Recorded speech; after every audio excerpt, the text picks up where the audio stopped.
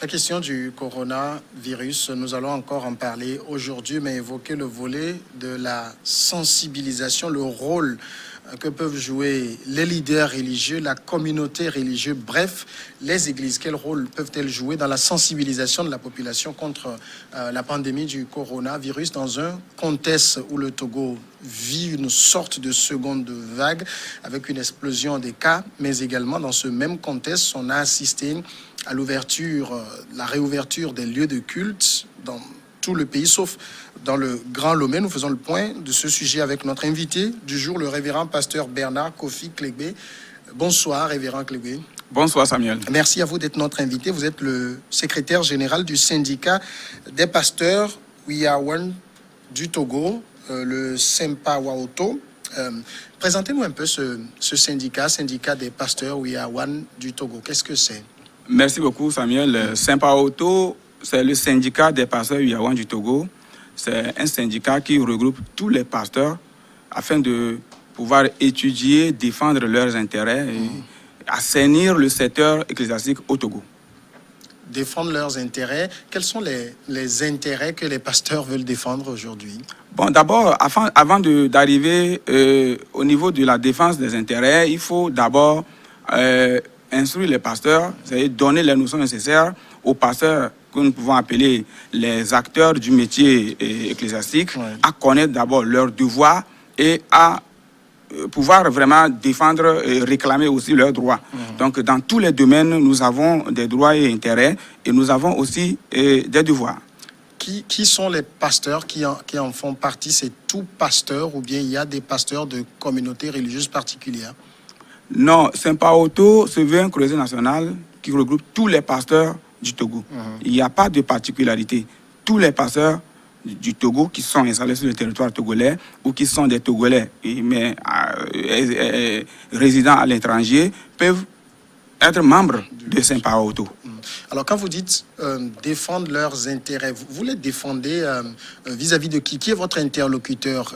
À qui vous vous adressez, vous, quand il y a un problème, quand vous voulez défendre vos intérêts, par exemple?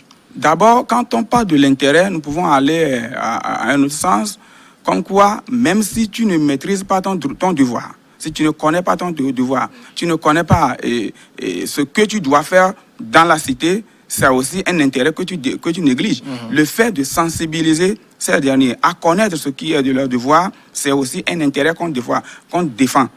L'intérêt moral, nous pouvons le dire en ce sens. Donc, tout ce qui doit nous aider à assainir le secteur ecclésiastique, nous les mettons dans l'intérêt du secteur et des acteurs du métier ecclésiastique qui sont les pasteurs. Alors, j'imagine que dans ce contexte de la pandémie du coronavirus, le Sempa Waoto a dû agir énormément. Quelles sont les actions que vous avez pu poser, par exemple? D'abord, je voudrais remercier les autorités du pays qui ont montré une agilité dans la gestion de cette crise sanitaire. Remercier également les pasteurs qui ont gardé leur patience depuis la fermeture des lieux de rassemblement dans les églises, etc., pour quand même juguler la crise. Permettez-moi également d'avoir une pensée positive à tous les concitoyens qui sont malades aujourd'hui de Covid-19. Et je demande à ce que le sang de Jésus puisse leur accorder la guérison nécessaire.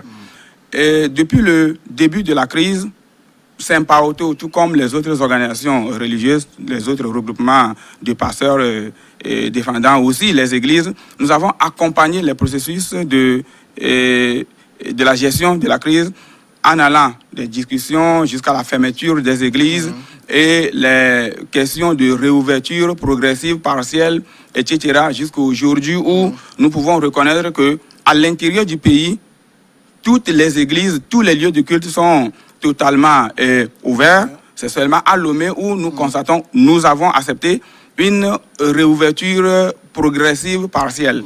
Alors je pouvais dire que c'est ce que nous avons fait en accompagnant le pouvoir public dans la gestion de cette crise. Nous, ici, il nous est revenu, je parle de médias, que la situation, depuis le mars où les lieux de culte ont été fermés, la situation a été très très difficile pour beaucoup de pasteurs. Est-ce que, au niveau de votre syndicat, vous avez connaissance de ces cas? Est-ce que vous avez agi dans ce sens? Oui, les choses ont été très difficiles pour beaucoup de pasteurs parce que vous n'êtes pas sans savoir que c'est seul le secteur ecclésiastique qui a pu accompagner les autorités efficacement dans la gestion de cette crise. Parce que nous pouvons considérer la fermeture des lieux de culte, en l'occurrence des églises, comme étant un lockout. Oui. Et dans les autres secteurs, on a quand même suspendu les activités pour quelques heures, quelques jours, mais les choses ont repris progressivement et normal. Mais dans le milieu des églises, tout a été bloqué jusqu'à environ il y a 8 mois. Donc, alors que dans le secteur, il y a des gens, des pasteurs qui sont des pasteurs salariés, parce que ils vivent de ça. Oui. Et ils ont consenti même des prêts auprès des institutions financières. Et même les lieux où ils ont installé leurs églises sont des lieux loués, etc. etc. Donc, nous avons quand même constaté vraiment beaucoup de difficultés dans le rang des pasteurs. Ce n'est pas seulement les pasteurs regroupés au sein de Saint-Paoto, mais c'est c'est général. C'est général. Vous avez quand même pu faire quelque chose pour soulager, en tout cas les vôtres? Oui, nous avons apporté nos soutiens moraux, etc. Tout ce que nous pouvons faire comme aide ou soutien envers ces derniers. Bon, nous les avons fait conformément à nos moyens de bord. Et puis, ce n'est pas seulement au niveau des pasteurs adhérents de Saint-Paoto, puisque Saint-Paoto accorde son assistance à tous ceux qui sont dans le secteur. Alors, je veux aussi m'intéresser au libellé de votre syndicat des pasteurs Wiyawan du Togo. Wiyawan, c'est quoi? Il se pose un problème d'unité ou quoi? Non. Wiyawan, c'est pour dire que nous sommes un. Tous les pasteurs, tous ceux qui se réclament les ouvriers de Dieu au Togo, nous sommes un. Nous devons parler le même langage, nous devons avoir la même intention pour que tout ce que nous avons besoin comme aboutissement meilleur pour notre pays soit chose palpable, réalisable. Donc, Wiyawan, nous voulons dire en cela que nous sommes appelés à être un unis pour faire avancer le pays. Parce que si notre milieu, le milieu ecclésiastique est développé, est avancé, est uni, mais vous savez que c'est le spirituel qui soutient le physique. Alors, parlons maintenant de la réouverture des églises. Elles avaient été, les lieux de culte, puisque nous sommes ici dans le cadre des églises, étaient fermés depuis mars. Et puis, progressivement, on a eu cette réouverture partielle et maintenant une réouverture totale, hormis le Grand Lomé. On y reviendra tout à l'heure. Vous accueillez cela très favorablement? Oui. Dans une consciente dynamique, nous accueillons ça favorablement parce que nous sommes obligés d'accompagner les autorités du pays à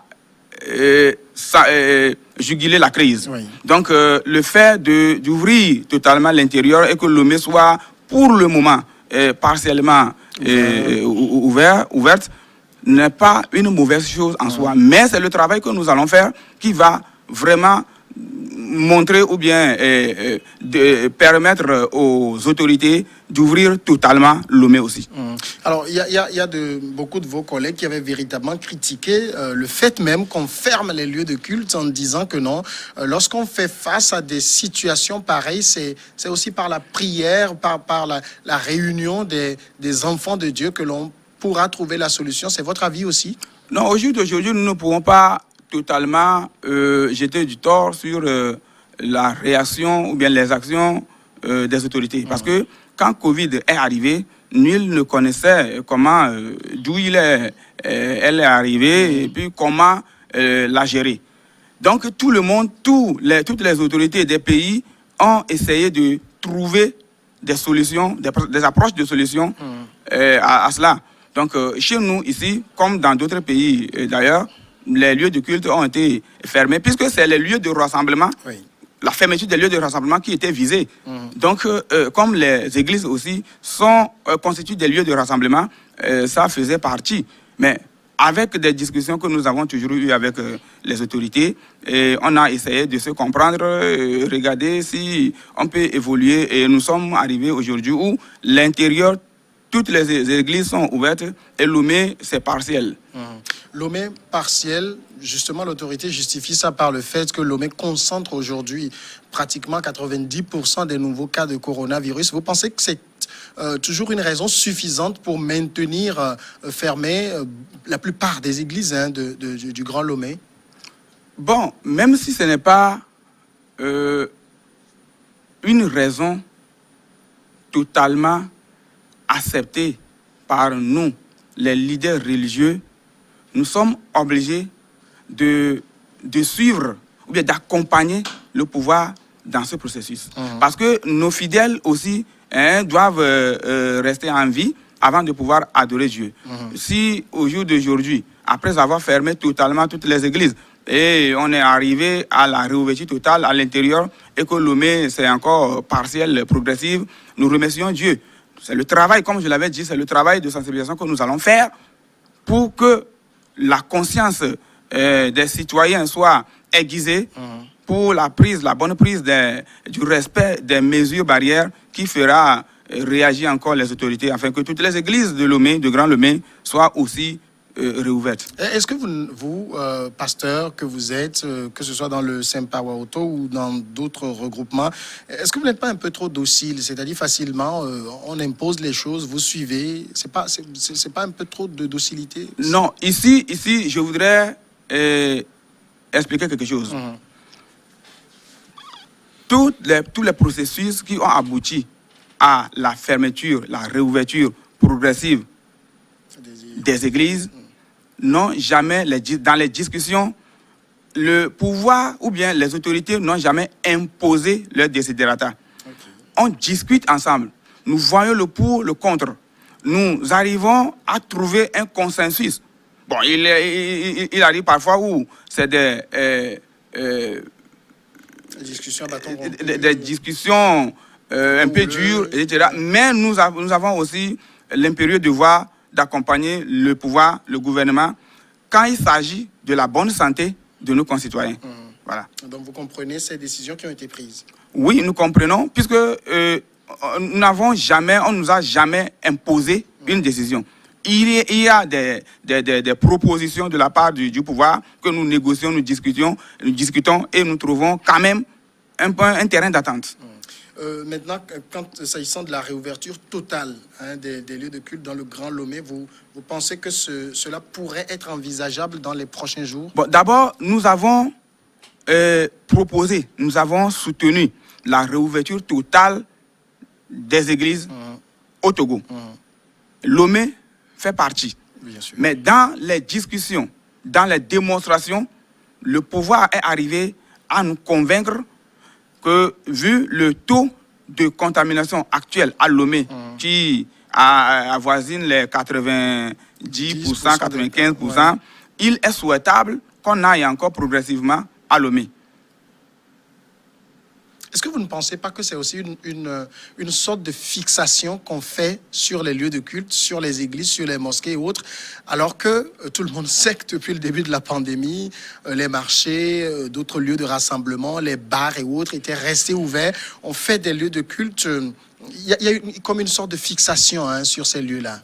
Bon, quand on se retrouve en dehors des discussions, des cadres de discussion, on peut penser que c'est une fixation. Oui. Mais quand on est inclus dans le cadre de discussion, on peut comprendre qu'il n'y a aucune fixation dans tout cela. Alors aujourd'hui, c'est quand même ouvert, presque en totalité. Vous, leader religieux, quel est votre rôle précis aujourd'hui dans la sensibilisation des populations face au coronavirus? Voilà, ça fait partie des engagements que nous avons pris vis-à-vis du pouvoir, oui. Que notre rôle, le rôle social de l'Église, c'est de sensibiliser, de conscientiser la population, puisque c'est les fidèles qui représentent la population. Et nul ne peut nous dire le contraire, que les fidèles qui sont la population écoutent mieux quelqu'un à part les leaders religieux. Donc, nous allons sensibiliser les fidèles qui vont relayer les informations du respect des mesures barrières afin que coronavirus, le taux diminue. Voilà. Et au niveau de Saint-Paoto, comme la sensibilisation, c'est-à-dire l'éducation ouvrière fait partie aussi de notre rôle, Oui. nous sommes en train quand même d'évoluer dans cette sensibilisation où nous passons dans des églises, nous allons même dans les écoles pour sensibiliser la population afin que vraiment le respect des gestes barrières soit une réalité, puisque c'est le seul moyen d'éviter la contamination. Du moment où on n'a pas encore de traitement, non, je voudrais parler plutôt de vaccin. Oui. Le seul moyen aujourd'hui pour éviter le mal, c'est de se protéger. Donc nous menons nos sensibilisations dans les églises et dans les écoles. Alors, sensibiliser, ça suppose que vous qui allez en sensibilisation, vous compreniez également ce qui entoure cette maladie. Est-ce qu'aujourd'hui, on peut considérer que les leaders religieux que vous êtes, vous avez toutes les informations qu'il faut sur ce mal pour pouvoir bien sensibiliser? Oui, nous avons beaucoup d'informations sur le mal. Vous savez, Saint-Paoto étant un syndicat, nous avons plusieurs commissions. Il y a une commission qui est chargée des informations sur Covid-19. Oui. Nous avons même une coordination, nous avons une supervision et nous recevons des informations et nous essayons de donner, de relayer ces bonnes informations afin qu'au milieu des églises, qu'il y ait vraiment une bonne prise de conscience. Depuis qu'on a rouvert, est-ce que vous observez des comportements qui vont à l'encontre de ce qui est prescrit, ou bien vous pensez quand même que les églises font office de bons élèves? Oui, je peux dire qu'en vérité, les églises font office de bons élèves. Parce que depuis la réouverture partielle, Oui. quand on a passé la phase d'expérimentation, à la rencontre avec le gouvernement, c'est-à-dire les représentants du gouvernement, le ministère de l'administration territoriale, la coordination nationale de riposte et le commandement de la force anti-pandémie, les églises, les lieux de culte, les églises, les mosquées, etc., ont été félicités parce que les démonstrations que nous avons faites prouvent que nous pouvons vraiment faire respecter les mesures dans les églises. Donc, au jour d'aujourd'hui, du moment où l'homme est appelé nous sommes appelés à continuer par sensibiliser, par dire la même chose pour que le changement soit quelque chose de quotidien. Nous ne pouvons pas dire qu'il n'y a pas de dérapage, mais nous continuons quand même la sensibilisation pour que la prise de conscience soit vraiment totale au milieu des églises. Néanmoins, il y a aujourd'hui, et beaucoup l'observent, une sorte de relâchement. C'est vrai que quand on va dans les églises les dimanches ou bien dans les jours ordinaires de culte, on voit les gens qui portent des masques, on voit des dispositifs de lavage de mains, mais hors des églises, il y a cette sorte de relâchement. Ça ne vous inquiète pas? Voilà, c'est le message fort que Saint-Paoto a véhiculé, a commencé par véhiculer depuis le dimanche passé dans les églises, que le respect des gestes barrières, ce n'est pas seulement dans les églises, mais c'est dans la population. N'importe où vous vous trouvez, vous devez respecter les mesures barrières. Parce que si vous respectez ces mesures-là dans les églises ou bien dans les temples, et qu'en dehors de ces lieux, vous les relâchez, mais ça fait votre problème. Oui. Mais du moment où l'église, les fidèles de l'église sont appelés des gens obéissants, ils sont obligés de respecter ce que les leaders sont en train de leur dire. Voilà. Il y a aussi tous ces milieux qui sont, peut-être disons le reculés, où c'est très difficile, par exemple, dans certains milieux, d'avoir de l'eau potable, d'avoir même les moyens d'acheter ce simple masque de 100 francs, de 200 francs, c'est très difficile. Est-ce que vous recevez des informations sur ces cas? Est-ce que votre syndicat agit d'une manière ou d'une autre pour juguler la situation? Oui, nous recevons ces informations. C'est le lieu de remercier tous les donateurs de ces moyens-là qui circulent dans les coins et recoins pour distribuer des cache-nez, des gels, etc. etc. Nous menons aussi des actions en ce sens. À Lomé, nous avons distribué des cache-nez et gels dans certaines églises. Dans la semaine prochaine même, nous allons mettre le cap sur l'intérieur, où nous allons distribuer beaucoup de cache-nez, de gel, afin que... Parce qu'en vérité, il y a parfois le manque de moyens qui fait que les gens n'arrivent pas à respecter ces mesures. Donc nous travaillons vraiment sur ça. Seulement que c'est le moyen qui manque. Sinon, nous pouvons le faire mieux. C'est la question que j'allais vous poser. Où trouvez-vous les moyens pour vos actions? Oui, où trouvons-nous les moyens?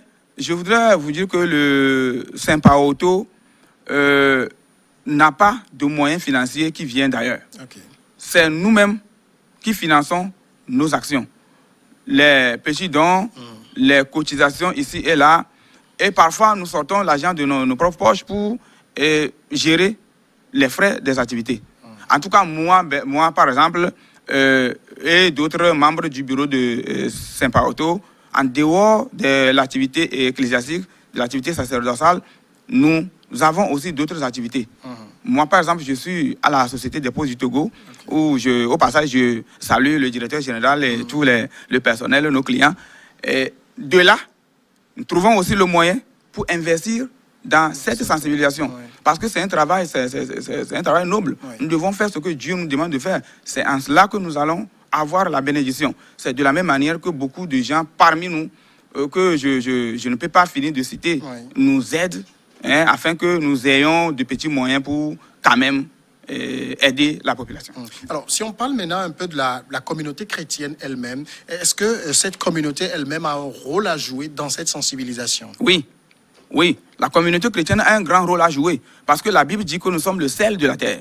Le sel que nous sommes, et nous devons utiliser cette saveur, la saveur du sel-là, comme quoi relayer les informations des autorités en ce qui concerne la prise de conscience dans cette période. Parce que nous ne pouvons pas dire aujourd'hui que le problème de coronavirus, c'est un faux problème, non. Non, c'est nous qui devons, c'est la communauté chrétienne qui doit aiguiser la conscience de nos concitoyens. Parce que si on ne sait pas que le problème existe, quand on ne reconnaît pas l'existence du mal, on ne peut pas essayer de se protéger contre ce mal. Donc la communauté chrétienne a un rôle prépondérant dans la gestion de cette crise. C'est la sensibilisation, c'est de parler de ça, c'est de relayer les informations. De la même manière que nous relayons les informations, les bonnes nouvelles, nous devons relayer ces informations pour que la population soit en bonne santé et que nous puissions, dans cette bonne santé, adorer notre Dieu. Il y en a qui trouvent que, on en parle un peu trop, que l'Église, son rôle, c'est de parler de Jésus, c'est de parler de la nouvelle naissance, c'est d'annoncer la bonne nouvelle. Mais l'Église passe son temps aujourd'hui à ne parler que du coronavirus. C'est votre avis aussi? Non, l'Église parle de la vie. Et quand on parle du respect des mesures barrières contre Covid-19, on veut parler de ce qu'on doit faire pour rester en vie. Et Jésus-Christ n'a jamais dépassé les malades quand il était sur terre. Voilà. Donc, si l'Église parle aujourd'hui de Covid-19, ça ne veut pas dire que nous avons abandonné, c'est-à-dire le nom de notre Seigneur. Quand on parle de Covid, on parle de Jésus. Que Jésus, notre Seigneur Jésus, n'a qu'à rencontrer Covid, n'a qu'à vaincre Covid, et c'est en cela que nous pouvons vraiment démontrer notre chrétienté. Nous ne pouvons pas parler de Covid comme nous sommes en train de l'adorer, non. Mais nous parlons de lui parce qu'un enfant qui rencontre un fantôme, quand il crie fantôme, il doit crier papa ou maman. Donc, il appelle son papa de venir faire face au fantôme afin qu'il soit libéré. Voilà ce qui se passe. Alors, entrons maintenant à l'intérieur des églises. Depuis qu'on a ouvert, c'est des cultes masqués que vous faites. Vous ne trouvez pas ça un peu curieux? C'est-à-dire tout le monde est en masque quand on fait les cultes aujourd'hui. Vous ne trouvez pas ça un peu curieux? Non. Non, parce que quand on pense que, si on pense que le fait de porter des masques dans les églises, c'est quelque chose qui est banal ou bien ce n'est pas agréable à voir, non. Puisque même dans la Bible, quand le serpent était en train de mordre les Israélites venant d'Égypte, Dieu a demandé à Moïse de fabriquer un serpent d'airain en forme du serpent qui était en train de mordre les gens. Et quand quelqu'un lève sa tête, ou bien lève ses yeux pour regarder le serpent là, il aura la vie. Donc aujourd'hui, les mesures, nous avons compris, ces mesures ou bien ces gestes barrières comme étant un moyen recommandé par Dieu lui-même. Sinon, ça ne pouvait pas être un moyen qui empêche la contamination aujourd'hui.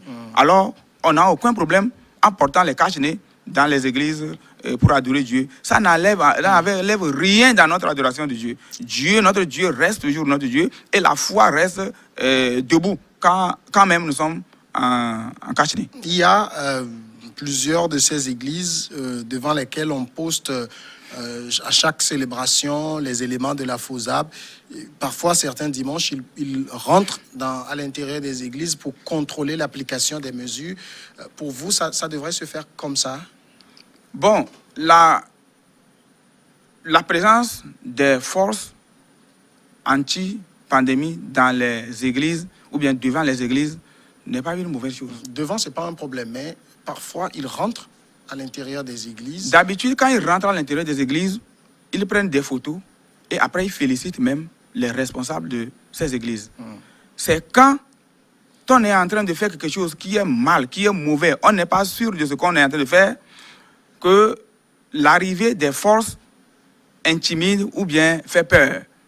Aujourd'hui, si peut-être les forces ne viennent pas, ne visitent pas les églises, peut-être les polices de culte que nous avons mis en place ne pourraient pas bien travailler. Vous n'êtes pas sans savoir que dans toutes les églises aujourd'hui, nous avons mis en place les polices de culte. Les accueils deviennent aujourd'hui polices de culte pour veiller à la bonne application des mesures. Maintenant, quand les polices, les forces anti-pandémie viennent, c'est pour contrôler, voir s'il y a le respect de ces mesures. À l'intérieur, il y a la distanciation à vérifier. Donc ça ne nous dérange pas. Non. Même si, dès le début, nous avons constaté certains manquements, nous les avons remontés aux responsables de la force, ce qui a été corrigé rapidement et tout est bien. Au-delà de tout cela, est-ce que vous traitez également ce cas sur le volet spirituel? Parce que vous êtes pasteur avant tout. Je voudrais confirmer que la nuit d'hier même, jusqu'à ce petit matin, au niveau de Saint-Paoto, sur nos plateformes, nous avons plusieurs plateformes. Oui. Sur la plateforme Esper Saint-Paoto Lomé, c'est-à-dire les églises de Saint-Paoto qui sont réouvertes pour cette phase.